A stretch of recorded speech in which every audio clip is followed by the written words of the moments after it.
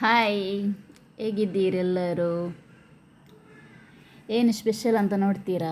ಏನು ಕಾಯಿಸುವುದಂತ ನೋಡುವ ಏನು ಅಂತ ಹೇಳಿ. ಏನು ಸ್ಪೆಷಲ್ ಮಾಡ್ತೇನೆ ಅಂತ ನಾನು ಹೇಳ್ತೇನೆ. ಇವತ್ತೊಂದು ಉಂಡೆ ಮಾಡುವ. ಎಂಥ ಉಂಡೆ ಅಂತೇಳಿ ನಿಮಗೆ ಗೊತ್ತಾಗ್ಬೋದು ಅಲ್ವಾ? ವಿಡಿಯೋದಲ್ಲಿ ಕಾಣುವಾಗಲೇ ಗೊತ್ತಾಗ್ಬೋದು. ಅರ್ಧ KG ತೆಕ್ಕೊಂಡಿದ್ದೇನೆ. ಮತ್ತು ಅದನ್ನು ಹುಡಿ ಮಾಡುವ ಮೊದಲು ಮಿಕ್ಸಿ ಜಾರಲ್ಲಿ. ಅರ್ಧ KG ಕೂಡ ಹುಡಿ ಮಾಡಲಿಕ್ಕೆ ಉಂಟಾಯ್ತಾ. ಸ್ವಲ್ಪ ಸ್ವಲ್ಪ ಹಾಕಿ ಮಿಕ್ಸಿ ಜಾರಲ್ಲಿ ನಾನು ಹುಡಿ ಮಾಡ್ತೇನೆ.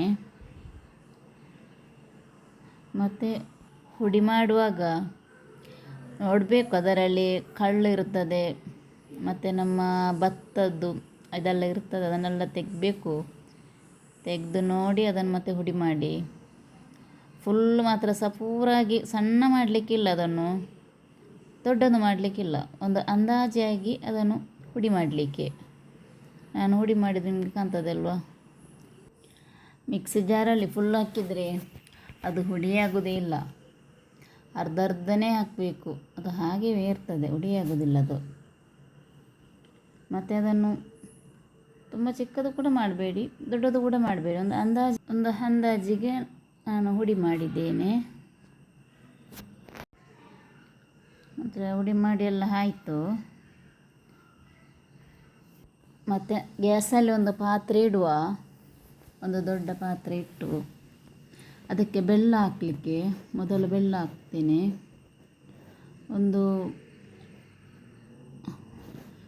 4 ತುಂಡು ಬೆಲ್ಲ. ಅರ್ಧ KG ನಾನಲ್ಲಿ ಪೊರಿ ತಗೊಂಡಿದ್ದೇನೆ, ಪೊರಿ ಉಂಡೆ ಹೀಗೆ.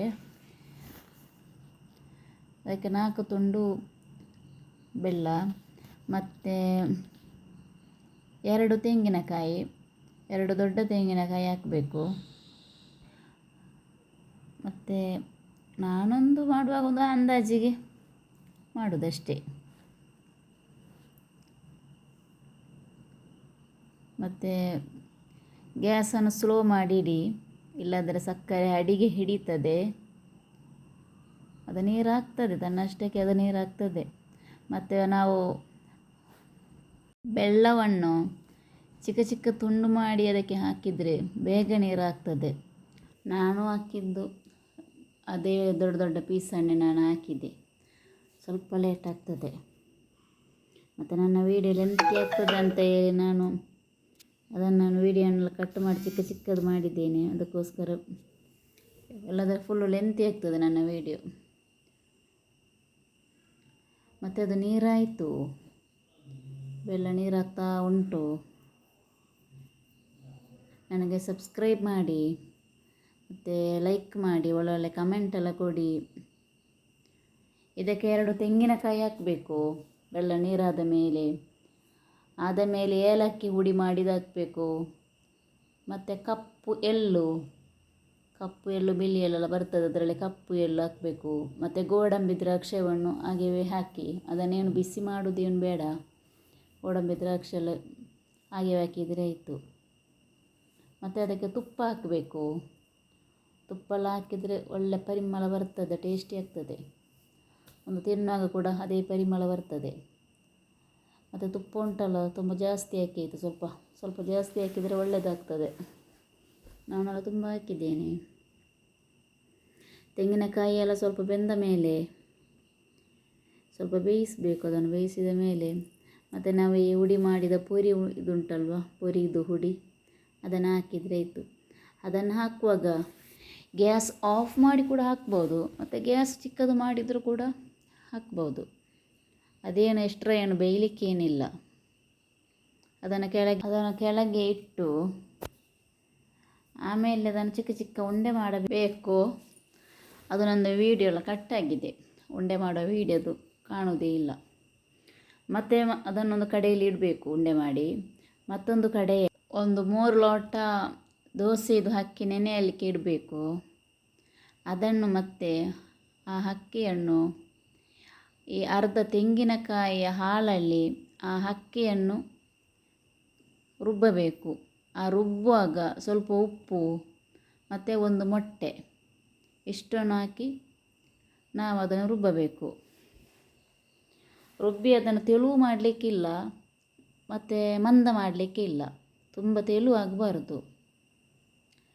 ಅದನ್ನೊಂದು ಕಡೆಯಲ್ಲಿಟ್ಟು ಒಂದೊಂದು ಗ್ಯಾಸಲ್ಲಿ ನಾವೊಂದು ಬಾಣಲೆ ಇಡುವ. ಅದಕ್ಕೆ ಸ್ವಲ್ಪ ಎಣ್ಣೆ ಹಾಕಿ, ಎಣ್ಣೆ ಸನ್ಫ್ಲವರ್ ಕೂಡ ಆಗ್ಬೋದು, ತೆಂಗಿನ ಎಣ್ಣೆ ಕೂಡ ಆಗ್ಬೋದು. ನಾವು ತೆಂಗಿನ ಎಣ್ಣೆ ನಮ್ಮದೇ ಉಂಟು, ಅದಕ್ಕೆ ನಾವು ತೆಂಗಿನ ಎಣ್ಣೆ ಯೂಸ್ ಮಾಡ್ತೇವೆ, ಯಾವುದು ಕೂಡ ಆಗ್ತದೆ. ಇವಾಗ ಒಂದೊಂದು ಉಂಡೆಯನ್ನು ತೆಗೆದು ಆ ಅಕ್ಕಿ ಹಿಟ್ಟಿಗೆ ನಾವು ಮುಳುಗಿಸಿ ಎಣ್ಣೆಗೆ ಬಿಟ್ಟರೆ ಆಯಿತು. ಒಮ್ಮೆಲೆ ಬಿಟ್ಟರೆ ಆಯಿತು. ಒಮ್ಮೆಲೆ 10-15 ಎಲ್ಲ ಉಂಡೆ, ದೊಡ್ಡ ಬಾಣಲೆ ಆದರೆ ಸ್ವಲ್ಪ ಸ್ವಲ್ಪ ನಾವು ಅದನ್ನು ಕಾಯಿಸೋದಕ್ಕೆ, ಅದು 10-15 ಎಷ್ಟು ಉಂಡೆಯನ್ನೆಲ್ಲ ಹಾಕಿದರೆ ಉಂಟಲ್ಲ, ಒಮ್ಮೆಲೆ ಬೇಗ ಬೇಗ ಆಗ್ತದೆ ನಮ್ಮ ಕೆಲಸ ಎಲ್ಲ. ಅದೊಂದು ಕಂದು ಬಣ್ಣ ಬರುವಾಗ ತೆಗೆದಿಟ್ರೆ ಆಯಿತು. ಮತ್ತು ಅದು ತೆಳು ಮಾಡಬಾರ್ದು, ನಮ್ಮ ಹಿಟ್ಟನ್ನು ತೆಳು ಮಾಡಿದರೆ ಅಷ್ಟು ಒಳ್ಳೆಯದಾಗೋದಿಲ್ಲ. ತೆಳು ಮಾಡಿದರೆ ಉಂಟಲ್ವ, ಅದಕ್ಕೆ ಹಿಟ್ಟು ಹಿಡಿಯುವುದು ಕೂಡ ಇಲ್ಲ. ಸ್ವಲ್ಪ ದಪ್ಪ ಆದರೆ ಮಾತ್ರ ನಮ್ಮ ಉಂಡೆಗೆ ಹಿಟ್ಟು ಹಿಡಿಯುವುದು. ಮತ್ತೇನೆಂದರೆ, ನನ್ನ ವಾಯ್ಸ್ ಫುಲ್ ಮಲಯಾಳದಲ್ಲಿ ವಾಯ್ಸ್ ಮಾಡಿ ಅಂತ ಹೇಳ್ತಾ ಇದ್ದರು ಮೆಸೇಜ್ ಮಾಡಿ. ಕನ್ನಡದಲ್ಲಿ ಮಾಡಬೇಡ, ಮಲಯಾಳಂದಲ್ಲಿ ಮಾಡು ಅಂತ. ಮಲಯಾಳದಲ್ಲಿ ಮಾಡಿದರೆ ನಮ್ಮ ಮಲಯಾಳದವರು ಮಾತ್ರ ನೋಡ್ತಾರೆ, ಕನ್ನಡದವರು ನೋಡೋದಿಲ್ಲ. ಅದಕ್ಕೋಸ್ಕರ ನಾನು ಕನ್ನಡದಲ್ಲಿ ಮಾಡೋದು.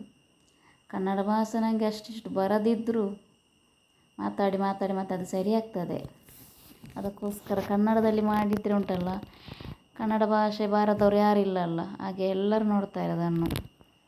ಅದಕ್ಕೋಸ್ಕರ ನಾನು ಕನ್ನಡದಲ್ಲಿ ಮಾಡೋದಾಯ್ತಾ. ಮತ್ತು ಇದನ್ನು 2-3 ಸಲ ನಮಗೆ ಉಂಟು ಕಾಯಿಸಲಿಕ್ಕೆ. ಉಂಡೆಯನ್ನು ಕಾಯಿಸಿ ಅದನ್ನೊಂದು ಪಾತ್ರೆಗೆಲ್ಲ ತೆಗೆದಿಟ್ರೆ ಆಯಿತು, ಇಂಥ ಪಾತ್ರೆಯಲ್ಲಿ. ಆವಾಗ ಎಣ್ಣೆಲ್ಲ ಕೆಳಗೆಲ್ಲ ಹೋಗ್ತದೆ, ಎಣ್ಣೆಲ್ಲ ಅದರಲ್ಲಿ ಬಾಕಿ ಆದರೆ